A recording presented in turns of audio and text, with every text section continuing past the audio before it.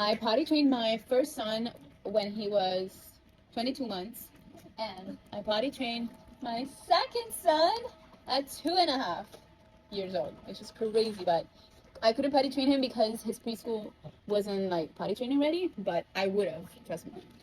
Potty now. Oh, you do? How did you do it? I'm a pooping. I said that go and finish like you toilet. Okay, good job. My first thing is like, don't believe the 3-day marketing that goes around. You cannot potty train in 3 days. Okay, that's first. Second, don't be afraid of accidents. You're gonna have accidents. You're gonna throw away. You have to throw away those undies. I am not the one to wash poop undies.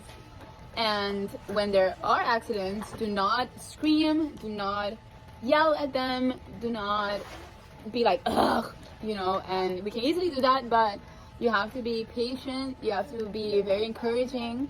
I say once you go underwear, don't go back to diapers at all.